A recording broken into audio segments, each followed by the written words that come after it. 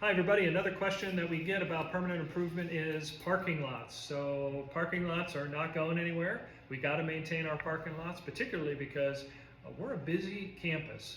I think almost 7 days a week we have stuff going on campus, and that's awesome for us to be a community center. But we want to make sure that we're making our parking lots as safe as possible, and that we're taking care of potholes, and that we're repaving when we need to. But Brian, talk to us about parking lots and paving. People may notice out in front of the middle school that there's a section of parking lot that's been repaved. How much was that little section of parking lot?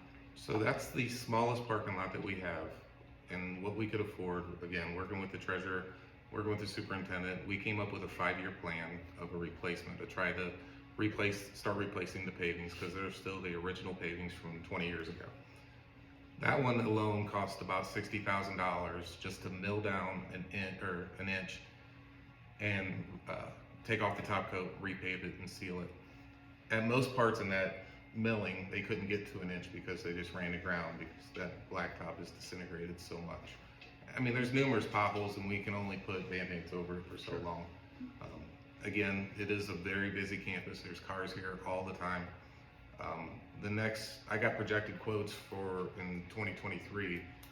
The next biggest parking lot would be to the east of the little one by the middle school, and that's about $177,000.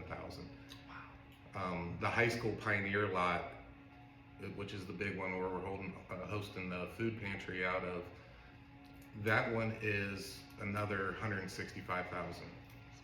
It's just not going to get cheaper as longer we wait. No, I think you're right, and I think that point about milling down, because it sounds like we're doing as much as we can with what we have, but the conditions of the campus and the parking lots in particular, like when you're milling down, usually when you're doing parking lots, sometimes you just kind of pave over stuff.